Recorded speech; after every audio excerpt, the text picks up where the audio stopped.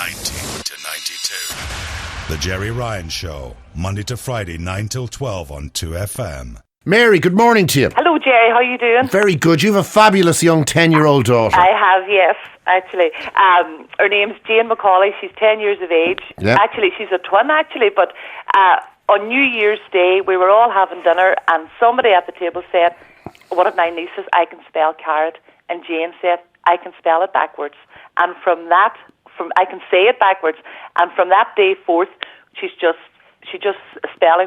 saying words. She can say words backwards. Straight at you. That's a great As soon as you say skill. it, she says it straight at you. That'll take her straight to the Auras. She'll be president. And then I was wondering, who else? I've been on the web and all the rest, and I tried to find out about it. Wasn't there a fella who... He appeared on the Johnny Carson exactly. show. I found him on YouTube on Saturday, but like Johnny Carson's dead now. I don't know how That's long, right. but Marv, brown bread. In the words of Harry Crosby, he's as brown bread as Dan O'Connell. Well, there you go. So, and this guy was the closest I had come to what Jane can do. You know, but she can spell That words. fella, of course, he was much older than Jane. Jane's only 10. 20 and he could do sentences. But she told me she could always do this, but we only discovered, you know, and she tells me now that What a gift. even when she's reading a book, she can look at it, read it backwards. So she's starting now because we Was she born in a fairy fort? Was she conceived on Spancel Hill? That's a secret. But as I was saying, she's a twin, but her twin hasn't got any of that at all, you know, so... Well, I suppose isn't that what differentiates twins, and and the world is better for that. Yes, that's it. Is she there? She's standing here beside me. We had to ring school to say she was going to be late. Do you think that she talked to me? I think she will. Will you talk to you? Yeah, she has just asked her to speak loud. Okay. And you throw, and it's words that she can spell. If she can't spell it, obviously she can't do it, but you know yourself, but she can spell fairly well anyway. So I'll put you on to her now, Gerry, okay? Here she is. Hello. Hello, Jane. This is Gerry Ryan here. This is fantastic news that your mum gave. You might have a career in show business now, doing this, because very few people can do this. Have you always been able to do it? Yeah. When did you discover that you were able to do it? A couple of years ago, I think. Years ago. And did you do it by yourself, or did you do it to entertain your friends? I did it myself. Okay, but do you think you'd be able now? I know it's very early in the morning and you haven't even been to school yet. It's not even 9:30. And nearly all the other 10-year-olds are in school and they're not having to answer questions like this. There's nobody having to answer a question as difficult as this today. Do you think you could do some words backwards for me? Yeah. Okay, you're ready. I believe you're not a bad speller. No. So if I give you a word that's too difficult to spell, you just say it, okay? Yeah. All right. We'll start off with cat. Cack. Well done. Trouble. Albert. Wonderful. That's fantastic. Dairy. Uriad. Blue. Ooh.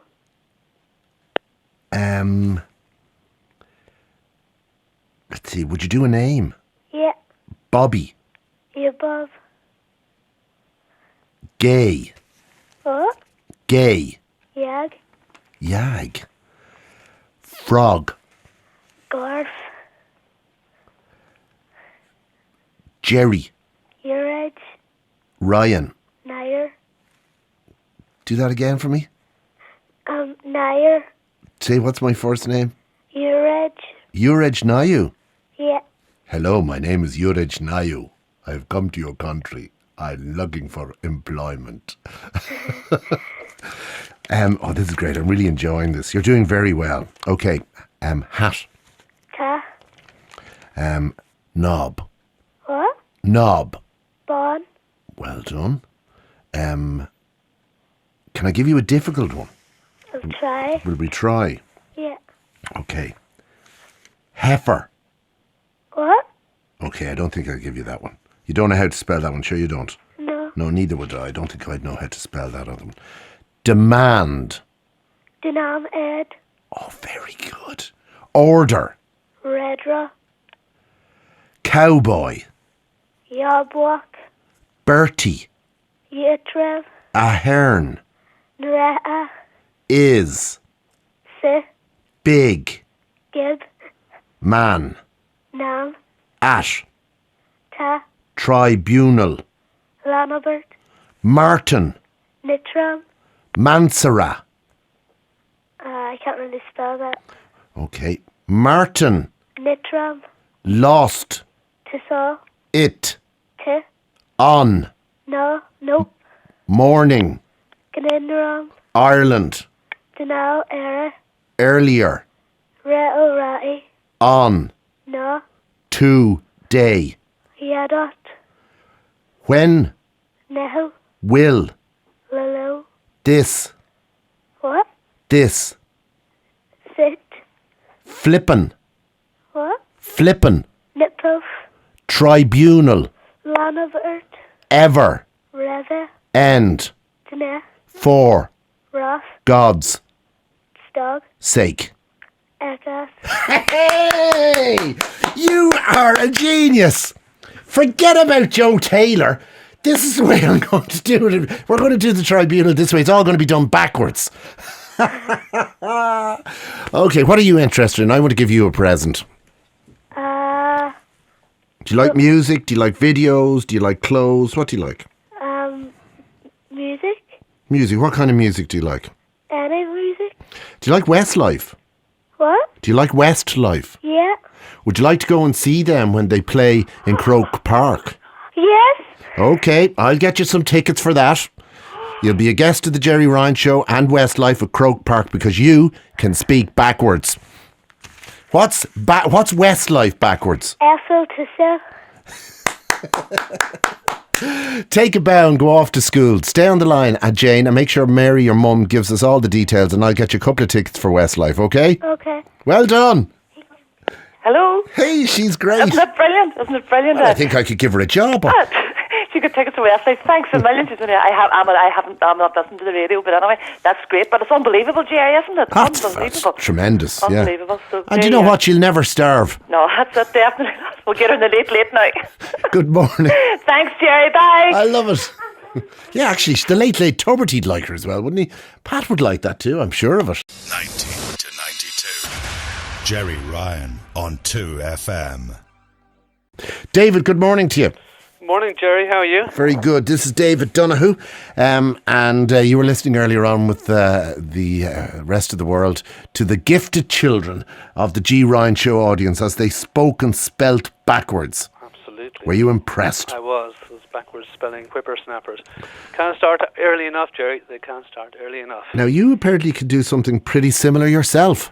I can. From the time, I don't know, from 6 or 7 years of age, it was something that I could do.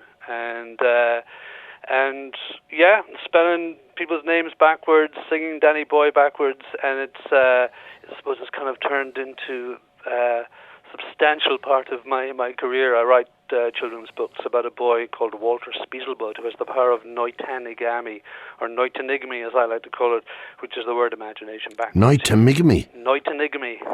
That's imagination spelled backwards. It is, Gerry. What did you say you could sing backwards? Danny Boy. Oh, give us a go. Okay. Oh, Yenadiob, it's a pip iragnilak. Morph nelg, ot nelg, denan what it niet numidis. It's remos inog, denalot sevel iragnaid. Sit ui, to some og dena ait, some idaib. O mark I cab nesremos et nai wadayam na yet yelav sitush na tai ones I line turn nish news ronai wadayishu yenadiob o yenadiob I evil ui oh. What a gift. Thanks, Jay. Anti-disestablishmentarianism is the longest word in the dictionary. You can spell it backwards. MSINAIRATNEMHSILBATSESIDITNA. Give us a difficult one, Jerry, will you? Give us a hard one. I'm falling asleep here. Jerry. And has this been of value to you, young man, has it?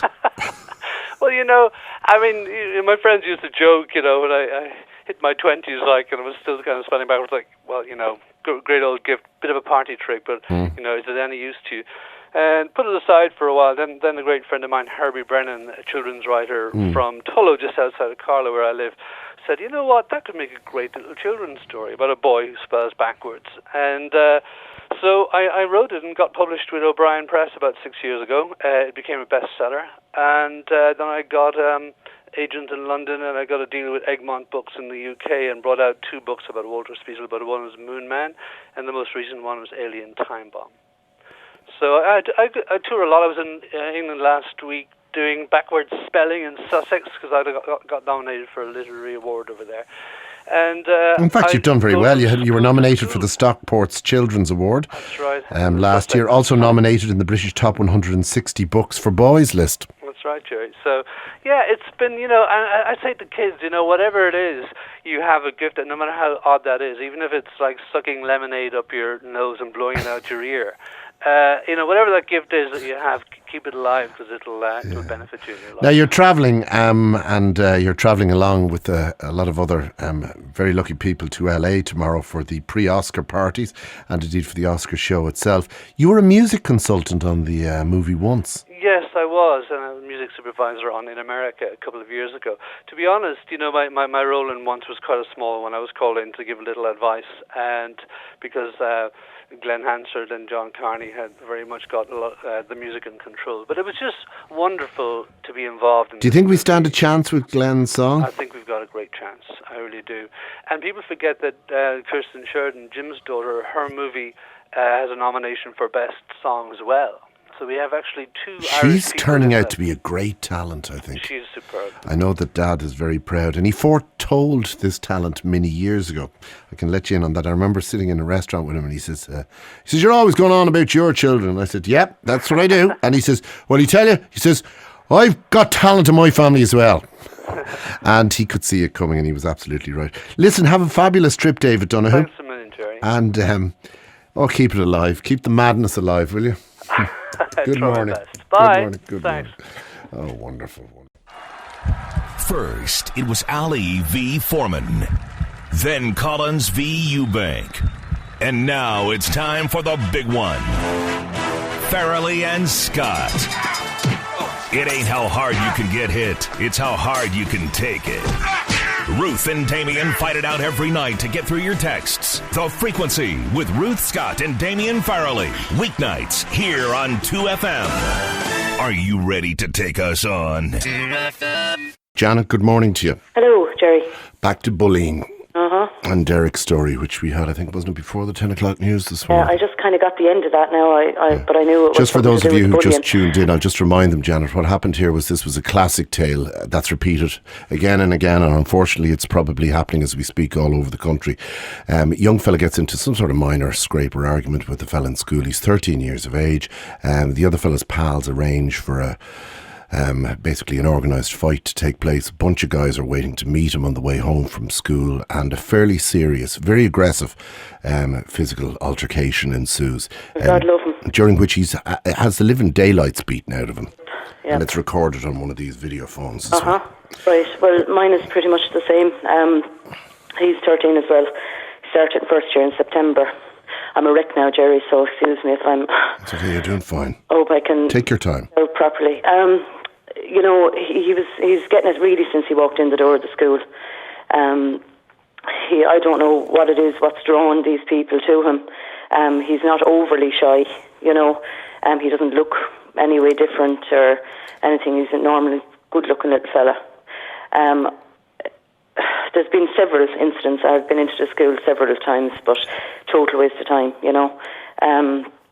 Anyway, this incident that happened in September, he was caught out in the playground. He wasn't, he hadn't organised a fight with this person. They just set upon him, one in particular fella, and they all recorded it on their phones, He got beaten up fairly bad, and he got, coke or whatever spilt into his eyes, and he ended up running out of the school and running home. He doesn't live too far from the school. We went in to see the principal, the whole lot, himself, his father and me. Absolutely, really, just kind of told in not so many words that if we're not happy, that we should maybe move him out of the school. No appreciation of what had happened to him, that this was an unwarranted attack, an act of collective bullying. Absolutely. And all that goes with that. And, and I keep going back to the fact that it's not just the victim, but it's also the kids who've been involved in actually dishing out the hiding who need to be taken under care as well. But, I mean, this is it, Gerry. Like, we were told, right, we'll bring these fellas in, have a chat, and that's kind of it, and send them on their way, and these demerits are handed out, but it's like they're kind of like little trophies to these kids. To me, from what I've heard of these, there's two in particular that are giving them a hard time on a daily basis. And they're not able to intervene to stop that. Sorry? They're not able to intervene to stop that. Well, you see, the way... You have a right, and your son has a right, to his physical integrity and personal dignity. Yep. He does not have to put up with that. And if the school aren't able to provide him with that, they are failing in their duty of care towards him. Well, this is it. I mean, when the minute he steps in the door, he's under their care, physically and mentally, and I've said all that. What you're told is you can't prove it happened. There's no witnesses, no teacher seen it. It's his word against these lot. There's no chance that these children will ever get expelled out of school, seems to be now, because the parents can appeal that expulsion and they will be left back into the school because by law they have to have an education. Well, I mean, some schools have gotten around that by having basically a sort of an open-ended suspension, and that is a legal loophole that you can employ quite efficiently and effectively. Now, there should be a very serious reason before you take that kind of a step towards a child. But nonetheless, if you have children who cannot be brought to heel in terms of what they're doing, the kids that are doing what they're doing to your son, I believe that that's the kind of route that you have to be at least threatening. Well, this is it, and I said that. I actually said that to the principal on another occasion that I had to go in. I said, look, I might have to bring the guards into this, whatever, Oh, he said, the amount of times I've been told that, I suppose maybe people don't follow through. I don't want to really get the guards involved, but if it's going to carry on. But what is their take on it? Do they think you're just a time waster, and why doesn't he just toughen himself up? This is what goes on. This is it, really, I think. This is it. He should be able to deal with this kind of thing. But he wasn't reared to... Maybe he should have been. I don't believe in hitting. He wasn't told to hit back. He was told violence solves nothing. And now I'm kind of finding myself saying, well, if they hit you, hit them back. And I don't want to do that. And it's against his nature to do that. So why should I, turn him into a thug? I just want to explain the latest incident on Friday, what happened. This fellow in particular, now one of the bad ones, we'll say, he cut himself on his wrist with broken glass and wiped it all over my son's face, the blood, and said, now you've got AIDS. God, that's very sinister, isn't it? It's shocking to me. And I'm thinking, what's the next thing? Is it going to be the glass is going to be used on my son's face? Well, if he's mad enough to cut himself, it's only a hop, skip and a jump to cutting somebody else. Absolutely. And I rang up this morning now again to school, blah, blah, blah, the usual. I find it hard to get out because I'm child-minded. I rang up and he's going to bring himself in and the young fella and have a chat with him. And I said, look, his parents need to be informed of what's going on here now as well, But also, there is a way of dealing with this, and there are those who have the skills, and it involves, apart from the counselling that has to be given to a child who feels that they've been singled out, who feels they've been marginalised, who also feels that they've been abandoned by the authorities or even by their parents, because that can start to happen. You can begin to go, well, sure, my parents can't even get anything done about this. Nobody cares about me. And that's, with young boys in particular, that's a very dangerous world for them to be in. When they feel abandoned, all sorts of negative and dark thoughts can come into their minds. Absolutely. Now, you need the boys who are doing that, who are actually perpetrating these acts of violence and bullying. They need to be put in a situation, and it could involve several weeks, where they are asked to explain what they're doing, where they're shown that this is not normal, where they dig a little deeper to find out why they feel this is appropriate. What are they trying to say? What are they trying to do? Because if you do the old-fashioned, just have a handshake and everything will be grand, all that says is you got away with it. Yeah, absolutely. And that's all that says. Unless that child can get to the point where it realises what they have done is wrong. Yeah, see, I don't, Gerry, the way I look at it is these kids don't seem to be afraid at all of any authority at all. They're not afraid of their parents, the teachers, anything. You know, I don't know what it is. I mean, I don't know the kids. I really don't know who they are or where they're from. They came from a different primary than my fella did. And I haven't a clue who they are.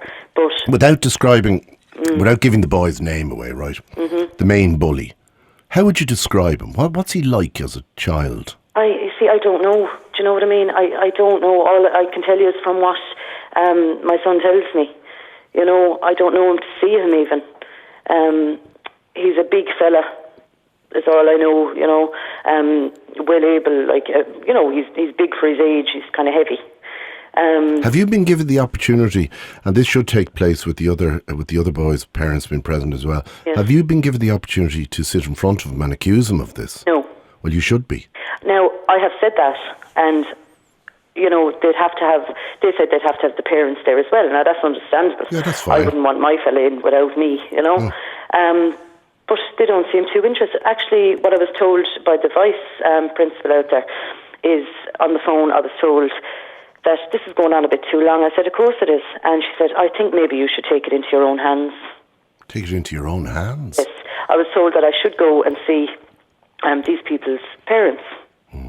Now, that is absolutely not good enough. Yeah, but you know what that's going to mean. Most people become incredibly defensive. And in fact, we're all defensive about our children. Yep. Particularly when our children are doing something that's shameful. Absolutely. We become terribly... And, you know, don't fool yourselves, folks listening. When your child does something that's reprehensible, embarrassing, shameful or wrong, you will not instantly recognise the ability to say, this is terrible, I will chastise him or her, and I will seek to try and mend their ways. You will, do you know, inevitably what you do is you go, how dare you suggest such a thing? My child would never do that. Even if you're in your heart of hearts, you know that it is something that's happening. So that's not a route. It's not, and it shouldn't even have been suggested. No, I mean, I don't know these That's an people, abrogation of responsibility. That's basically saying, look, I'm too busy. I have enough going on in my school here without having to deal with you and your pansy son. The way the school is now, I know I won't mention it, but the way it is that if you're winning awards and winning medals and they love you. They don't want to know the rest. They shove it under the carpet. They want to be known as a school that is achieving great things in sport and blah, blah, blah. Are they a great rugby school or a GAA school or something like that? Is it what, sorry? Are they a great rugby or GAA school? They do a lot of different sports. Yeah. A lot of different sports. And do you feel that the ethos of the school is overwhelmingly those who succeed in sport are the ones that we actually pay attention to? Yes, yeah. And the rest of them are just peasants? Yes, this is it. And I mean, they're there for an education, not to play sports, you know. And I mean, my fella now, and I mean, all the way through primary, now I know it's a different ball game, primary, but he loves school. He's always loved school, and I just thought, where did he ever get that from? Because I couldn't wait to get out the door. But he loves it. He loves learning. He loves his French, his geography, you know. But he is slipping. You know, his grades are going down. It'll affect more than his grades, I can tell you, Janet. It will indeed. You know, his personal development will be compromised, his confidence will be lowered, his relationship with you will be interfered with because he'll begin to look at you and he'll begin to say to himself, she's not able to do anything. Yeah. She's abandoning me as well. Yeah, absolutely. And I've told him all I can tell him. You know, he's been advised. I don't know what else to tell him. You see, in the old days, your big brother would have gone down and beaten the living daylights out of the guy who was doing it. Uh-huh. Now, society dictates that is not a solution. Mm-hmm. Well, I'll tell you something. I know what you're saying. You're saying that, well, it still sounds like a solution to me. And coming from a woman who I suspect is a bit of a peacenik and not all that interested in violence as a solution, you've obviously reached the end of your tether.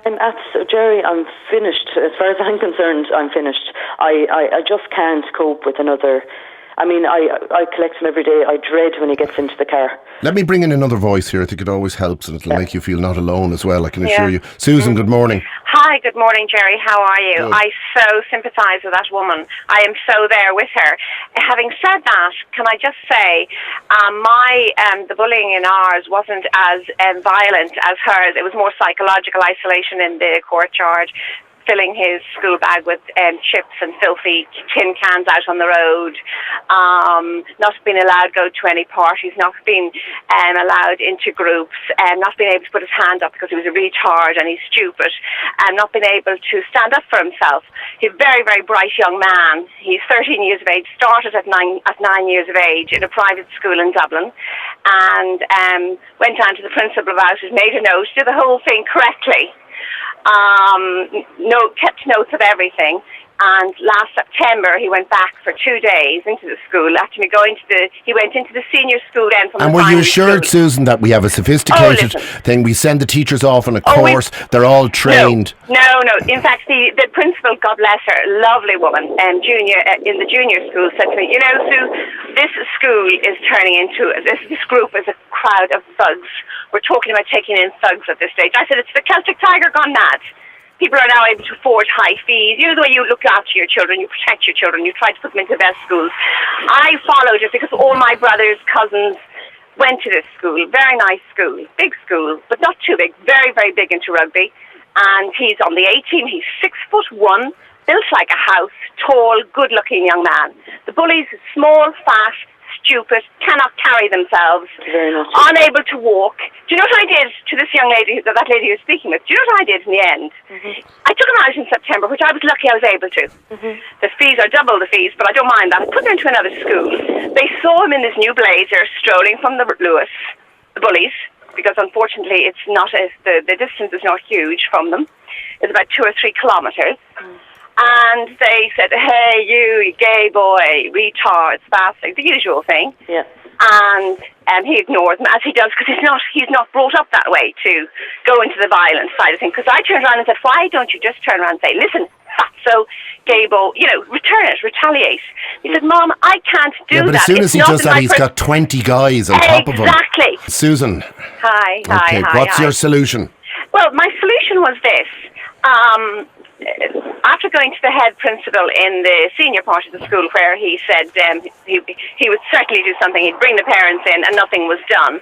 And my son went back, as I said, in the September, and he was put up against the filing cabinet, and a group of about 15 of them started, and I said, right, you're out, you're not going back. I had, in the meantime, prepared a document of everything, right, over 3 years. And when I went to print it in my WP, it was about 20, 30 pages long. I rang the guards, and I said, my son was punched yesterday after coming out of going to school, his new school, by one of the old thugs from the older school. On his own, by the way. This guy was very, very confident, these bullies. When they know there's a group of them behind them, they're very confident, competent. Even so much so that even when I approached one of them one day on the street and said, if you've any problems with my son, you could approach me. And he says, hey, you can't do anything to me. I'm off the grounds here. I'm not in the school. You can't touch me. These guys are thugs. So anyway, went to the guards. They came down, they took a statement from my son and from me. They went to the parents of the boy who assaulted my son, who punched him in the stomach, in their squad car, in the estate, wherever he lives, pulled up, made a big thing. By the 5 Series BMWs, just up beside the new Mercedes. No, actually, interestingly enough, Gerry, that's what, well, yes, but basically a lot of them would have that. But this particular ones, this group were jealous of my son, and because we would go, he'd come in from school after being in Cambodia or Vietnam, and he'd say, look at the monkeys, and look at this, and hoping the teacher would involve it. Do you know what I mean? I said, bring these in for educational things. Do you know what I mean? The monkey opened the shoelace on his runners, and I'd have taken a photograph of it, and they were saying, oh yeah, well, you think you're great because you can go there. You know what I mean? There was a touch of that in it. Unfortunately, jealousy. They can't a touch of jealousy. He's 6 foot tall. He's on the A team for rugby. He's good looking. He's incredibly smart. Brought it to the psychologist. He said, this guy is a genius. You are living with the genius. And I had no idea about it. I do now because I see his grades are all A's. But anyway, listen, brought him to the guards. The guards went up to the family. The family are actually in the process of being separated, but that's not a reason. I'm sorry, that's not a reason, because you're talking about 20 thugs gathering around, you know what I mean? We're not just talking about that family. But the guards went up and they said, I want you to send a message back to the rest of the boys in your old school. You are being watched. We will follow this through. We are watching you. There are cameras. You have been warned. And that guy went back to that school and he told everyone. Jesus, Mary and Joseph, do you know what? Oh my God, what am I going to do? I never heard from the parents, needless to say. The guards came back to me and said, well now, Susan, well now, and he mentioned my son saying, what do you think about that? And the big smile on his face, Gerry. Well, that's fantastic, because he feels no longer that he's being abandoned. And you know the God said, yes, exactly. That's what when you were saying that sometimes the parents feel, or the son may feel, that we have actually let them down. No, you're right. My son felt, Jesus, even my poor old mom can't do anything. My dad can't do anything. Nobody could do anything. I need to get a machine gun. Yeah, the guards took my documents. They read it. They were horrified. I had gone to a solicitor with it. They were horrified. The school didn't care. The school did not care. When I said, I'm taking my son out of the school, they wrote back and said, thank you for your notification. End of. After 11 years of building their blasted gymnasiums, etc. Anyway, to cut a long story short, it's over. Good, well done. The bullies know, and my son now can knowingly say, well, I'm going to ring Garda in Rathmines or wherever he is attached to, and back off. And you know what? That will hang. Now, he won't go to Wesley. He won't go to anything like that, because I am afraid of him going to certain routes, because they will, as the other lady said, they will come in packs. They go in packs, these thugs. So what you have to do is go to the guards, write it down, and go to the guards and say, I am taking an action against this family. I can't believe that they weren't afraid of you.